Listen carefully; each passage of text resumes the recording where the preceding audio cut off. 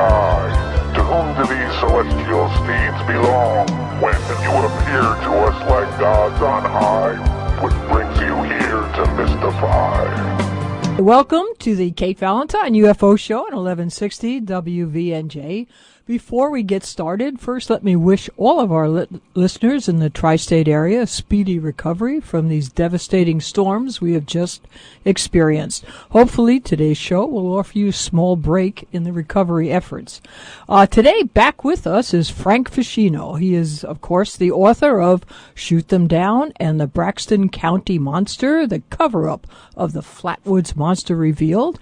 And along with him is Alfred Lehmberg. Alfred is a columnist for UFO Magazine and also the force behind Alien View Group blog site, and really is an extraordinarily good writer. They're both here today to discuss this forgotten era of the 1950s air war. So welcome to the show, Frank and Alfred. Thank you for taking the time to be here today. Great to be back, Kate. Hey, Alfred, how you doing? Just fine, and hello to you, Kate, and hello to all those folks in the tri-state area that are really seeing some hard times now. I'm thinking about you. You're in my thoughts. Well, thank you for that, Alfred. Frank, last time you were on, we left off at Mr. Sitkowski's really terrifying experience with a 9-foot reptilian knocking on the hood of his car. Right. And then after that, you started to speak about Ivan Sanderson's and his investigations at the Sugar Creek crash. And I was wondering if you could just cover that before we got on to anything else. Well, what happened is shortly after the incident, Ivan Sanderson went into the area with Gray Barker. They were two of the original investigators, Kate. And there was actually 5 different fellas. Eddie Schoenberger was an assistant to Sanderson. And what happened is these guys went up to Flatwoods. Then they combed throughout Braxton County into the different areas. And as I said on the previous show, there was actually another crash incident that took place about 15 miles away from Flatwoods in Braxton County. It was along the Elk River. Well, this was the area where Colonel Dale Levitt went with his troops. He had about 180 guys for looking for a supposed airplane crash. It was said to be a small Piper Cub. In reality, it was a damaged UFO that had crashed in this area. Well, what happened is about a week after the incident, these 5 men went up into the Sugar Creek area, and they found this particular area where the trees were leveled and knocked off along the perimeter. Well, when they went in to investigate this area, they found all type of evidence. One of the pieces of evidence was this actual piece of white plastic material, and they found bunches of this stuff strewn out through the area, and this was the crash area. There was indentations in the ground and, a lot of trace evidence. Well, to make a long story short, what happened is when they took this white, it looked plastic, and was coiled up like the New Year's Eve party blowers, all coiled up. They found all this stuff. They brought it to Monsanto Chemical Company. And back in the 40s and 50s, Monsanto Chemical Company, they were plastics. They dealt with plastics, synthetic fabrics, and whatnot. So they tested all of this stuff. Well, what happened is, in the long run, Ivan Sanderson found out after they had used different analysis machines, and they were trying to test this stuff, which was plastic in nature, and he said it looked like dried up snake skin. And when it was tested, Sanderson said it proved to have 3 layers. It had an outer smooth layer, the inner layer in between was rough, at the central point, and then it had a columnar structure. And when it was analyzed further, they found out it contained aragonite, and it was porous. And in Sanderson's words, he said it seemed to agree with the description of a reptile shell.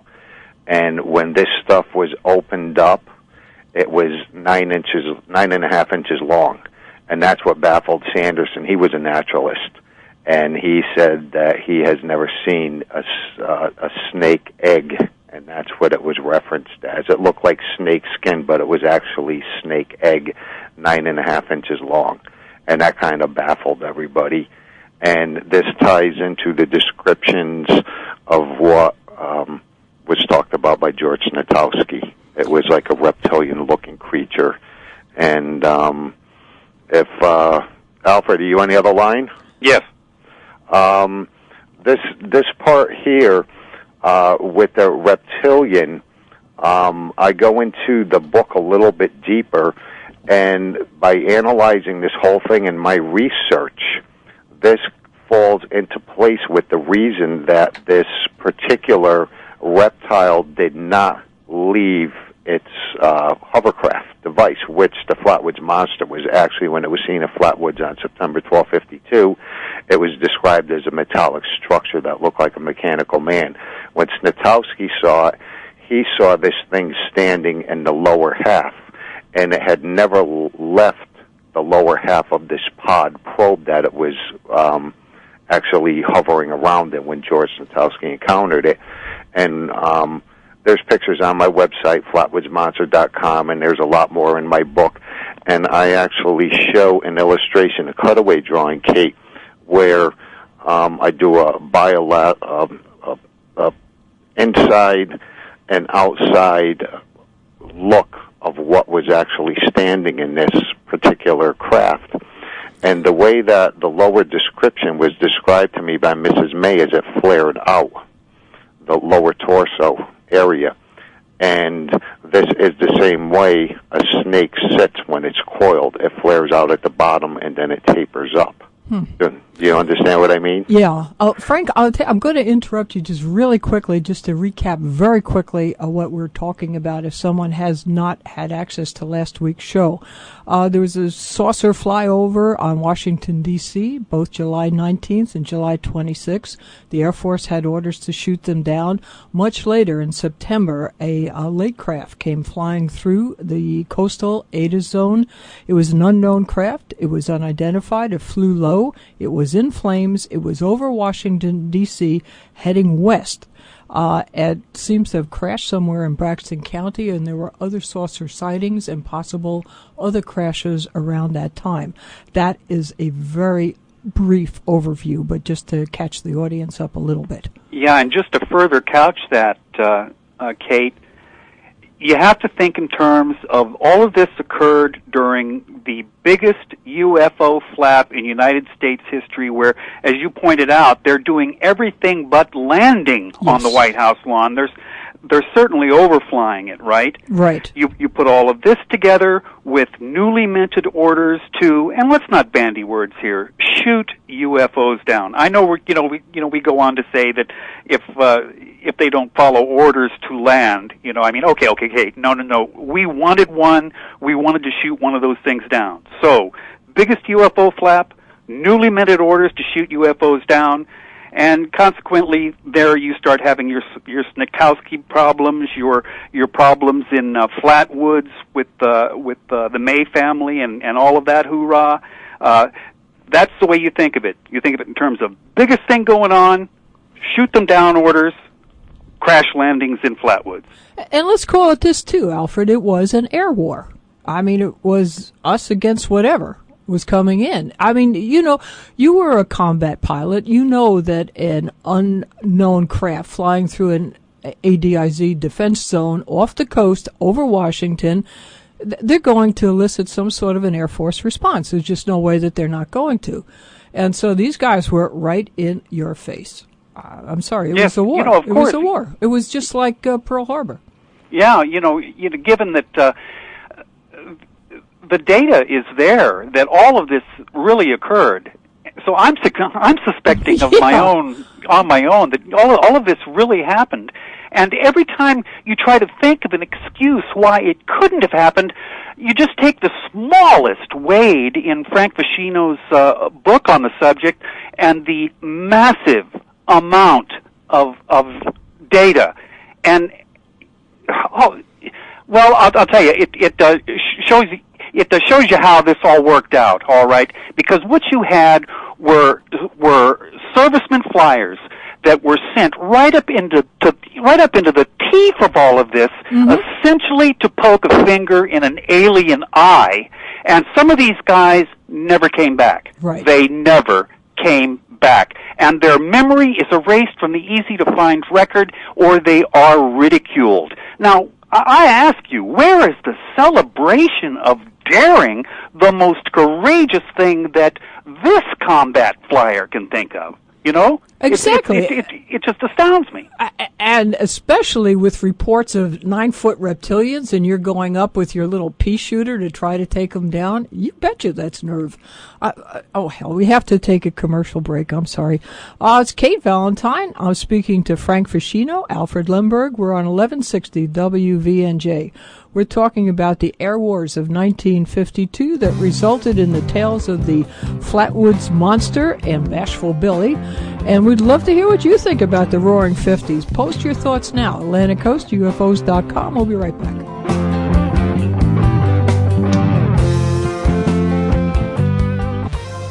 Hi, welcome back to the Kate Valentine UFO Show, 1160 WVNJ. Today, Frank and Alfred are here to tell us of the air wars of the 50s, their fallout, the cover-ups, the implications. What do you think about all this? Tell us by posting on AtlanticCoastUFOs.com. And Frank, really, a lot of credit to you. If you had not done all that phenomenal, painstaking research for the past 20 years, this stuff would have just been buried. I mean, you're right up there with Stanton Freeman as far as researching goes. You're really excellent work. Well, it really is amazing how after it's 60 years now, this story almost got lost in the shuffle. Yeah. Because of basically one ridiculous drawing that was done by a We the People sketch artist, a TV show artist. And it showed the monster, this big pumpkin-headed monster wearing a dress with arms and claws that floated. And that's where the whole story started to turn. And in reality, this Flatwoods Monster was actually a metallic-like structure that contained a being inside of it. Yeah, and but you know, a lot of people would have looked on it and said, "Yeah, you know, these people got frightened. And they saw something, and it wasn't this." And then, really, credit to you that you actually went to the place, unlike some skeptics, and spoke to the people and went to the area where it happened and got a very good background on it, and that you didn't let it just go. At threat of physical violence, I don't hesitate to point out. Was it really, Frank? They didn't Say that again? Was that actually a threat of physical violence? They didn't like you? At the beginning, I wasn't too well liked up in the area. I see. And at first I took offense to it. But shortly after I started speaking to Mrs. May and her sons and the different people up there, I found out why, because the locals up there, especially the May family and the immediate boys that were involved in this, were actually ridiculed to no end. They took a lot of flack. And that's why, at first, it was not too easy to get, information. They were basically fed up with all the ridicule over the decades. And the way they were portrayed, as dumb hillbillies that didn't know the difference between something 12 feet tall that was made out of a metallic, it was a structure. That's what it was. It was a hovercraft and a barn owl. Well, I had an interesting question that came in from Dale. He was wondering if the incident happened around the same time that the UFOs over Washington, D.C. were sighted on radar. And yes, obviously it did. It was like a month or two later. But I was wondering if that, now that craft that you mentioned in September flew through the ADIZ zone. Now, was that picked up on radar as well, do you know? They came in over the eastern seaboard, Kate, at a high elevation, and then once they crossed over land, they were 5,000 feet and under. And back then, the radar systems were only capable of tracking 5,000 foot and above, so they were actually flying under radar. They were picked up at certain points because they were flying erratically high and low, and they were going over mountains, not to crash into them. So there's your basic answer. They were flying under radar for a good portion. And back then, the newly found Ground Observer Corps system was put into effect, where the eyes of the United States were focused on the sky. When you throw into the mix, this was a Cold War, and the government was expecting Soviet bombers to come in and hit key cities throughout the United States. The Air Defense Command had its hands full, and as Alfred has said quite a few times, they were spring-loaded, and they were taken off constantly. They were on, during that era, the summer of the saucers of 52, there was a 24, they were on standby 24 hours a day, and they were scrambling all the time, Kate. And there's lots of records of this, too. This isn't some far-fetched notion. We have several different encounters within the 50s that are actually in Project Blue Book that have encounters between UFOs and jets. Well, George Filer brought that up in the last week's Filer's Files, too, which is also a wonderful resource for you out there. There was a great question that came in from Doug, and I think this is the question that's on most people's mind that are not really ufologists. He said, is it the intent of the aliens to keep us Earthlings from knowing of their presence? In other words, but what is their intent? You know, that is, I mean, these people that saw these so-called monsters, it didn't seem as if they were out to hurt them or to scare them. They almost seemed like they were trying to tell them, look, don't worry about it. You know, I don't get... Or at least to escape and evade like any downed aviator would. Okay, all right. What was your impression of that, Alfred? I mean, do you have any idea what the whole intention of that was? You know, actually, I mean, I can't even begin to speculate. I don't want to take any leaps of faith. Mm-hmm. If we just stay right down with the data, you know, if we just stay right there, that's a story that, you know, I mean, we can't make any presumptions on what the aliens are thinking, you know, what they are, what their technology is, whether or not their technology can be defeated. You know, all of that's extensions on our own part, attributing alien behavior to aliens, but it's really human behavior in disguise, see, because we have no idea what, I mean, they're aliens by definition. Exactly. Exactly. so, I mean, the whole thing is that if you just stay right down with all the material that Frank has collected, you see a story of unbelievable depth and scope and reach and potential, and it's just incredible. And not the least of which are forgotten servicemen flyers who were launched into the teeth of this thing like. It just totally blows me away to even imagine myself sitting down there on the tarmac, all spun up and ready to go, and okay, there they are. You know, upon takeoff, take a vector to 0.075 degrees, and boom, you know, they're 50 miles ahead of you. I mean, good suffering and most bara grugus zot. You know, jeez. Oh, it just blows me away. I know. But look, this is my take on it. You got 1947. You got Kenneth Arnold, a little private pilot, in what was then a backwater of the country, right up in Boise, wherever the hell he was. Suddenly, his sighting is national news. Then a few weeks later, the craft crashes at Roswell. Big national news. Bam, gets buried. The Air Force starts to do its quasi-investigation. That gets buried. 5 years after that, you get that huge saucer invasion over Washington, D.C. It has an air war, as you just said. You got crashes on both sides. Then you have supposedly a presidential meeting with Eisenhower and whoever. So what was going on back then? I mean, you're right. It's just going on the facts. Something was happening. It's certainly a more than meets the eye. I mean, that is crystal clear to the point of obviousness. But I've got a feeling that for the rank individual on the face of this planet, it would probably be a good thing, all right, the disclosure, to find out what's going on. It would be good for lay humanity to find out. The only people that are damaged right now in a disclosure are the people that are presently sitting in the catbird seat, and they would discover quickly that they're not sitting in the catbird seat anymore, and I think that's a large part of the problem with the cover-ups and the disclosure and the trying to keep the truth from lay humanity. Yeah, I don't know. It's always, but still, you know, the truth does out eventually, and I think Frank gave it a good shove out in the open. I think Frank's given it a JADO assist. Yeah. Wow. But so really basically, Frank, I think I concluded from your books that what these people saw was really actual aliens that had perhaps an escape pod of some nature, and that there was a rescue mission going on at the time. Is that correct? I mean, is that about that's what absolutely correct. And if you look on flatwoodsmonster.com, Kate, you could see the master map that I used to write the whole book. It's actually a wall-size map that I pieced together. It's an aeronautical map, and I was able to establish 102 locations, over 21 hours of sustained sightings over the United States. And it was basically all pieced together, and Flatwoods was actually the end of the story. The beginning of the story is where 4 damaged UFOs came in over the United States.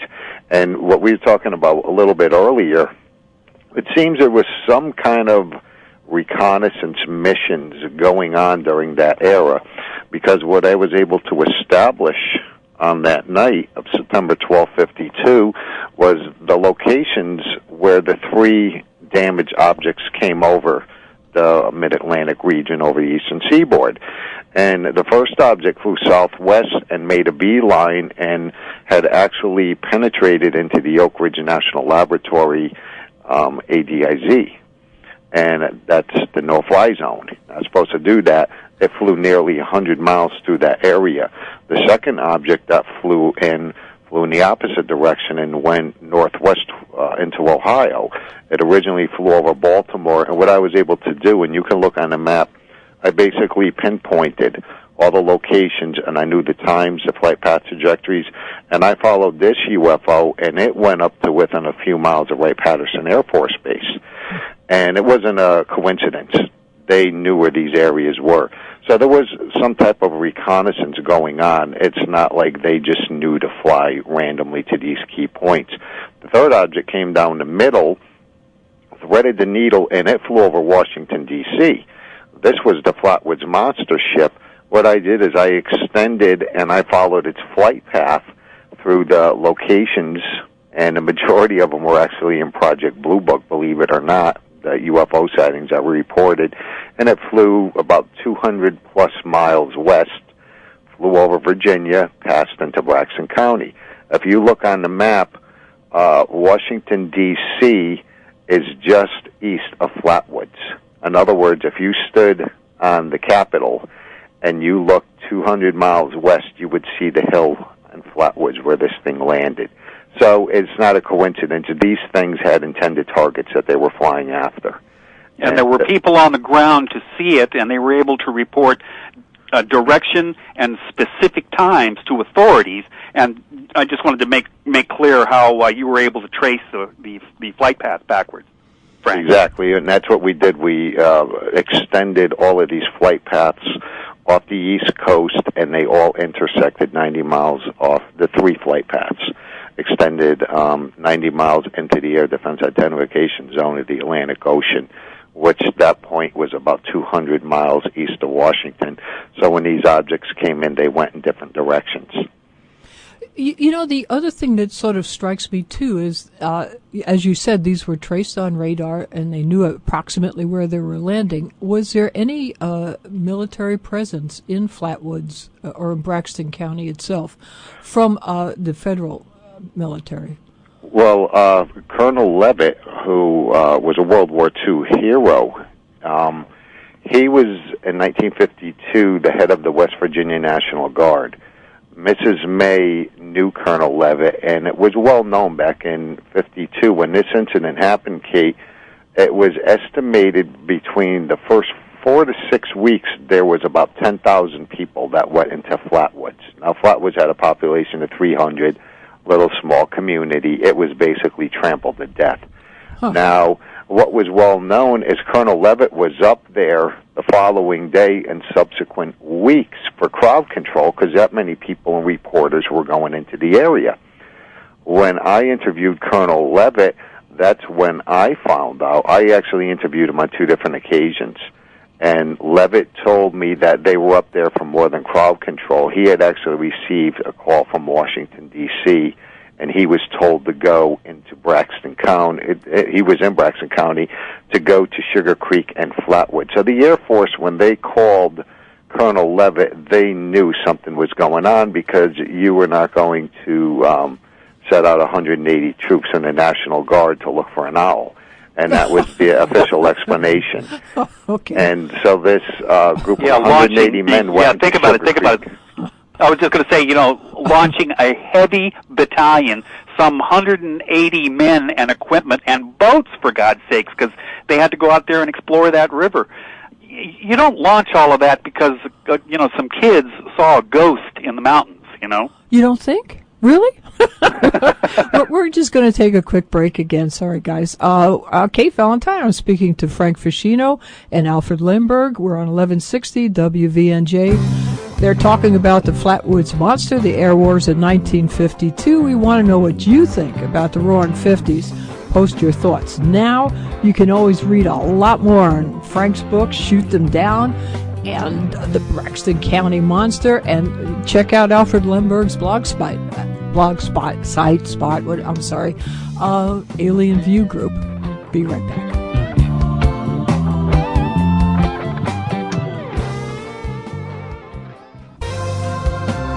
Hi, welcome back to the Kate Valentine UFO Show with Frank and Alfred. We're all on 1160 WVNJ, and we're talking about the air wars of the 50s and their implications. We'd like to know what you think about them. You can post your thoughts now, AtlanticCoastUFOs.com. And after the show, you can always find out a lot more on Frank's website, flatwoodsmonster.com, or for some very interesting thoughts, go to Alfred's website, alienviewgroup.blogspot. Just before the break, you were talking about Colonel Levitt and his investigations in the area. And Crystal had written in with an interesting question. She mentioned that trace evidence had been tested, and she was wondering where the physical evidence is. Did they also confiscate that? In Flatwoods, they found Colonel Levitt and some of the other locals, including Ailey Stewart Jr. He was the John Annis spot reporter that I interviewed. Uh-huh. They found this oily substance all over the ground. There was bits of black plastic-like material and little pieces of metal. Ailey Stewart Jr. actually found a piece of metal about the size of his thumb, and he says it looked like melted, splattered solder. Levitt also found metal.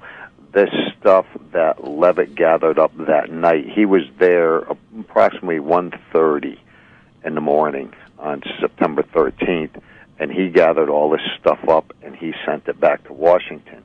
But one of the things when I was interviewing him, Kate, the first time I interviewed Colonel Levitt, I did not tape him. I was not allowed to. Subsequently, he let me videotape him, and I stood on the farm with him for about an hour, and we talked back and forth. I held a video camera in my hand.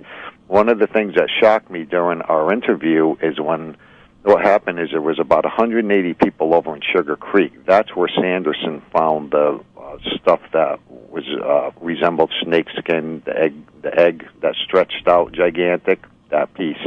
That's where Levitt was with his troops. After he set the troops up there, he went cross town and he went back into the Flatwoods area, and that's where he had approximately 50 to 60 troops. And I asked Levitt, how long were you up here? And he was there about 45 minutes. He set the troops up, and then he went back into Sugar Creek. And I asked him, how long did your troops stay up in Flatwoods? And he said they stayed the night. And when I responded to him, they did, because that shocked me. He said, yeah, to see if something else was going to happen. The government wanted him to stay up there, Kate, his troops. So they knew something had come down. We have the report of Mrs. May and a bunch of boys seeing a monster. Mrs. May told me she contacted the Sheriff's Department and the state troopers, West Virginia. They were out running around Braxton County looking for what were said to be crashed airplanes and crashed objects.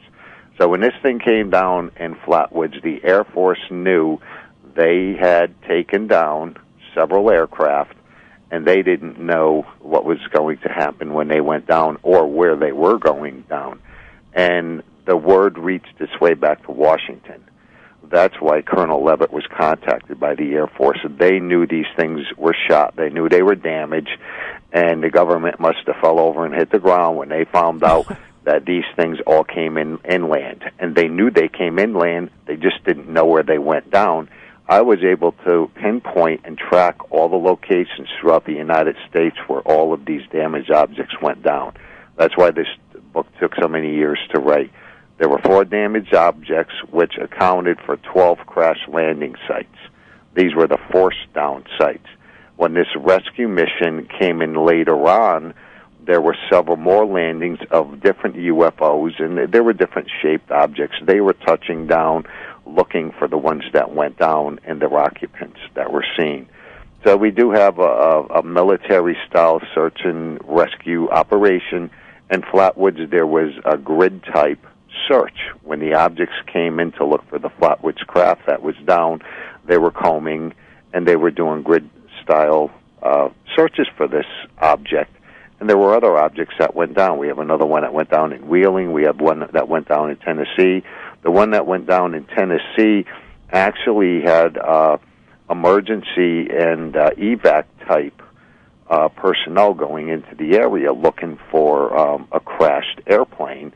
And when the ambulances and the rescue crews and the fire departments all got there, there was nothing there. And that's what baffled them. What this thing had done is it had taken back off after it landed.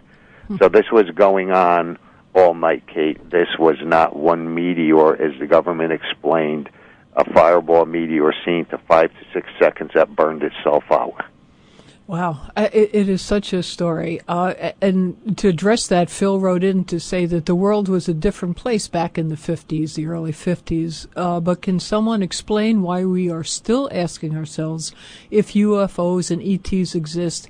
And how did this ever almost get buried with so many witnesses, so much evidence? How do you give a country in the world amnesia? Great website, Mr. Feschino. Good comment, Phil. It is amazing how people really will just take the story they're given and not look into it any further except for people like yourself. Well, when I was working with the old-timers up there years ago, most of them passed away, Kate, they kept pounding it into my head, Frank, you have to realize what the world was like in 52. No text, no cell phones, no computers, you know. Right. Especially in West Virginia, 1952. But nobody pieced it together. One hand didn't know what the other one was doing, and in the end, there was actually 9 states along the eastern seaboard where there were sightings going into the mid-Atlantic west into West Virginia. And I was able to, through some news sources, to identify other areas that were within the newspaper articles, and I just basically connected the dots. Then I just started randomly calling libraries throughout the East Coast and asking them anything and everything to do with what were said to be fireballs, meteors, UFOs, flaming jets. I have a list of over 100 different descriptions of what these objects were called over those 21 hours of sightings. So that's how I was able to pinpoint these areas. And then once I got a flight path trajectory going, I would just follow the line, and I would call libraries in between and the following location. So that's how I drew the master map and figured this whole thing out. Well, what you also did was trace them backwards, and you found that they all came from one point. And right. That puzzled you until one of the military investigators told you have to think three-dimensionally, and it seems as if they all descended from a higher craft, hit the ocean at that point, and then spread out. Yeah, they dropped from the sky. Yeah, wow. He actually took the map off the wall and laid it on the floor. Mm-hmm. And said, Frank, you're thinking too one-dimensional. And it's like, I think we discussed this before, Kate, it's like when you see in the old World War II movies, you see the Situation Room where you see everything laid out, and the guys are pushing their pieces around with the big sticks. Yeah. And that is basically what we did. And that's when this fella said, you're thinking too one-dimensional, and he laid this down. He actually went into his pocket and took out 3 coins. And he held his hand up over the map that was laying on the ground, and he went 1, 2, 3, and he dropped all these coins down, and they all landed at that one point. And I says, what are you getting at? He said, this is where the mothership was. He said, and as they had descended out of the craft, he says, that's when our aircraft were popping them. And something we can probably jump into here real quick that Alfred could explain is the armaments that we had back then. Yeah. The public, especially today, is not aware of what was going on. In 1952, we had the 2.75-inch Mighty Mouse rockets. And Alfred actually worked in... Weren't they part of your armaments, Alfred, when you were flying? Yeah, they were. Just exactly that type missile, too, with the 7 to 10-pound warhead. I used 10-pound warheads, but the 7-pound warheads would fly even quicker because there was, of course, less weight for the propellant to push to speeds exceeding the speed of sound. But what everybody has to remember about these particular armaments is that the F-94s would salvo these munitions, and once they were salvoed, they just went everywhere, and they covered an area essentially the size of a football field, and it would be very difficult for anything to get through that net, especially, when there's several there may be several jets firing these things. So put that together with encountering in space, in the atmosphere, an object that has 10 pounds of high explosive arriving at twice the speed of sound, and I don't know what your particular armaments are all about, your countermeasures and what have you, but man, that has got to be a big surprise in your day. And surprise, I think, is the operative word, because I think you point out, Frank, that even though they had investigated our abilities to defend ourselves, this was an undisclosed ability, and people. And it was sort of that type of rocket fire was not known at the time. It was still like a military secret. Well, the F-94 was unveiled in July of '52, right at the height of the summer. Okay. And the Air Force had 2 rocket-bearing aircraft. They had the F-86D, which was called the Sabre Dog, and it had 24 rockets, and that was actually in the lower body of the aircraft. And an elevator dropped down, and they would fire out from the belly area. Ooh. The Starfire had 24 rockets, and they were four groups of 6 rockets, and they were behind retractable doors just up in front of the nose cone area, the little rounded area in front. And the Starfire actually had 1,200 pounds of electronic gear, and it had a computer coupled with the radar. And it would actually, the pilot could virtually just sit back and just put it on automatic pilot, and the jet would fly towards a target and pick the instant and the best timing, and it would fire itself. The Navy had the F-7U-3 Cutlass, and it had a removable belly pod, and that carried 34 rockets. So just imagine a dozen jets flying at these UFOs and salvoing all of these rockets at once. It's basically like putting a bunch of little fireworks rockets, bottle rockets in a Coke bottle, and imagine just pointing those and shooting out hundreds of them. Yeah, like a transonic minefield in the sky. Wow. Yeah, so that's going to be hard to outmaneuver no matter who you are. And the whole thing here, what Kate said a minute ago, is the element of surprise. We were using bullets at that point. So throw into this effect here a bunch of UFOs in the sky, and they're like, well, we're going to keep our distance because we know the drop-off and the rate and how fast they're going to go, so we could just stay out of reach. It's like in the old cartoons with the cat and the dog chained up, right. And it can't reach it. All of a sudden, here's the UFOs out here. They know the drop-off rate of these bullets, so they could stay back a little bit further, and bang, here come these rockets flying at you. Like Alfred said, the speed of them, they were actually traveled 2,500 feet per second. And Alfred, that's a standing position. Right. You add to that the speed of the aircraft, and right. You've got something moving along pretty smartly. Okay, well, now we know why they didn't land on the White House lawn. Okay, that explains that one. All right, this is Kate Valentine. I'm speaking to Frank Feschino, Alfred Lehmberg. We're on 1160 WVNJ. This will be our last commercial break. We'll be right back. And if you have any good thoughts about any of this stuff, post them right now. AtlanticCoastUFOs.com. After the show, find out a lot more. Go to Alfred's website, alienviewgroup.blogspot, or Frank's website, flatwoodsmonster.com. Be right back. Hi, welcome back to the Kate Valentine UFO Show. Today we have Frank Feschino and Alfred Lehmberg as our guests. If you have thoughts, you can post them now at AtlanticCoastUFOs.com. Over the break, we had an interesting question from Doug. He said, any opinions why, in the middle of a rescue mission, one of the aliens decided to terrorize the people in the car mentioned earlier? I think this is a good point. I don't think that alien tried to terrorize them. It almost seemed like he was looking for help. Well, it was the following night, Kate. Oh, I'm sorry. Yeah, well, that's the Santowski incident was 24 hours later. Okay. That's how I was able to establish that, they were basically the same type of craft that they were hovering around in.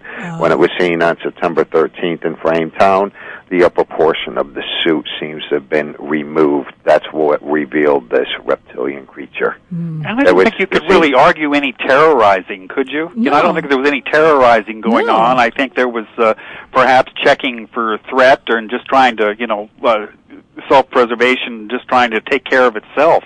I mean, terrorizing is hauling them out of the car and, sticking mind probes into their brains or something, Oh, sure, a la Darth Vader.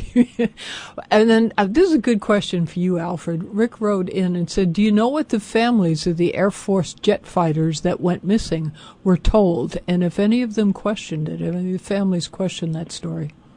Actually, that's a better question for Frank. Is it? Okay, sorry. Yeah, I actually spoke to Joan's brother, and I spoke to Del Curto's brother. He was the radar operator, and there was never any answers because the aircraft was never found. There was never any wreckage. There was never any bodies. Nothing. The Air Force never gave an explanation what happened because it was just a disappearance. And they were just told they disappeared. They never gave any explanation. And this happened right at the height of when everything was starting to go on throughout the East Coast that night. The explanation that the Air Force gave was actually so lame, Kate. It was unbelievable. And there was a lot of inconsistencies, which I go into in depth in the book. But to give you an idea how one hand didn't know what the other one was doing in the midst of this cover-up, which happened fast and furious. There were actually 3 official times that the jet was said to have disappeared, which is very sad. That's just one little point to give you an idea of the scope of what we were dealing with. That would not be tolerated. That would not be tolerated in an investigation. They'd get to the bottom of that. Right. On a legitimate investigation. On a legitimate investigation. Yeah, and it took nearly 3 days for the next of kin to be notified, which is ridiculous. So obviously there was a cover-up going on because, as you said, Alfred, a legitimate investigation. I mean, something actually happened, and unfortunately a jet did go down and someone lost their life. That is investigated, and facts are given, and something, it doesn't take 3 days. Yeah, to notify best it can. And to say Stanton Friedman said it the best. When I was going over this with Stanton and working with him, Stanton said, Frank, it took him about 3 days to figure out what to tell everybody and what was going on. It was going fast and furious. And I actually have copies of the Western Union telegrams that were sent by General Chidlaw, the head of the Air Defense Command for the Air Force in 52. And between the telegrams, what was told to the press, and finally when the aircraft report came out, there's 3 different stories. So we have 3 different sources, 3 different stories, and it's abominable what was actually told to these families. You know, you also mentioned that you're continuing your investigation. What happened in 1953 and 54? Were there any follow-up flyovers, anything else that went on? Was that just really covered up, or was it sort of like a one-time event? As far as the Flatwoods case, it was basically the couple days of what happened on the 12th, and then the follow-up with the Snatowski incident and the Bashful Billy. That was the other alien that was found dead up in the Wheeling area. But I actually have another book sitting in the wings called Duels of Death, and it's a follow-up book to Shoot 'em Down, and where the Shoot 'em Down book basically covered 1952. I just ran with the ball, and I covered an area, a time span from 1949 to 59, and I go into the chases and the encounters between jets and planes and UFOs over a 10-year era, and then I go a little bit deeper into Europe, and this stuff was going on over Britain as well, and there was a lot of fighter pilots, British and American base fighter pilots that were disappearing and crashes going on through that area as well. So it was continuing, Kate. As far as I know, nothing else has come close to this Flatwoods case.Maybe there's other cases out there, but this is probably the most documented case with the biggest UFO flap of 21 to 21 and a half hours of sightings. Yeah. Stanton Friedman has also pointed out that Frank's effort at Flatwoods has exceeded his own effort at Roswell. Probably, if you can believe that. Yeah, which is saying a lot. Yeah. I don't know. I was just going to run something really quick by both of you, and you can just give, and this is an opinion, and I'm sorry, Alfred, speculation, but you figure sometime in the 50s, you get this flap, and then it sort of dies down, and you just got a lot of saucers flying overhead and maybe air wars and all that, and then it goes down. It just sort of dies away. Then the mid-60s, you start with abductions and cattle mutilations and that sort of thing, and that more or less goes over. Then in the 80s, you have all these triangles, and the Air Force is chasing them and all that. I'm wondering, does it almost seem to you, too, like the first wave was not so much as an invasion, but a beginning attempt at a peaceful colonization of this planet? And the second one, maybe with the abductions and so on, the mutilations, trying to figure genetically how to survive as an alien race on an alien planet. And then the 80s being a signal to just, we're here, leave us alone, we'll leave you alone. What do you think about that as a sort of a scenario? Or not? Well, I'll tell you. Well, go ahead, Frank. What I think was going on in the late 40s and early 50s, there were different races of ETs coming here, and there were definitely reconnaissance. There was a lot of sightings over strategic areas, security-sensitive areas, over nuclear power plants, over military bases, Air Force stations, Navy stations. There was a lot going on throughout the world, not just in the United States, but in bases in Europe, all over the world. The Air Force was chasing these UFOs all over the place. So there was definitely reconnaissance going on. They were checking us out. They were seeing what was going on. On September 12, 52, there was reconnaissance going on as well. Operation Mainbrace was just about to begin, and that actually was going into full motion. Mainbrace started the following day, but the ships were dispersed out through the North Sea, and they were all going into their positions at that point. And when I brought this up to Stanton Friedman, what he said to me, he says, wow, what a heck of a sight that must have been, a bunch of ETs up there checking us out and doing reconnaissance.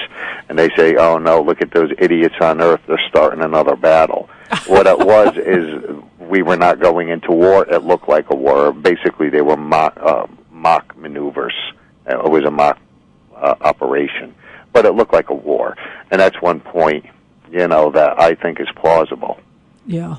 From the air, it looked like we were going into another war, and this is just about 7 years after World War II. Right. So, and then these UFOs are seen over the United States that night, which ultimately turned into a search and rescue mission. Well, Alfred, and your final opinion would be? Well, again, with regard to the amount of races that may or may not have been involved, I think cutting-edge physics is going to explain that reality is nothing but a fractal reflection of everything else. Everything that you see is a fractal and an expression of a fractal. And if humanity and the evolution of its intelligence is an actual occurrence, then we are proof positive then that we've got more races in the galaxy, in the universe. Because what happens. Alfred, that music sort of signifies we only have the minute left and we have to sign off. But Mandelbrot would be proud of you, I'm sure. Anyway, thanks so much to both of you guys. I appreciate so much your being here. Great discussion. As always, thanks to Bill and Dave, especially Dave, who managed through all the power outages. Poor guy. Thanks to our sponsors. Mostly thank you for listening. Try to have a great week here in the tri-state area, but tune in next week. Thomas Reed is going to be back with Brandon Wellington of Paranormal Paparazzi, discuss his family's abductions and his experiences with the United Nations. So until next week, have a great weekend, or try to, and don't forget, keep your eye on the sky. Bye.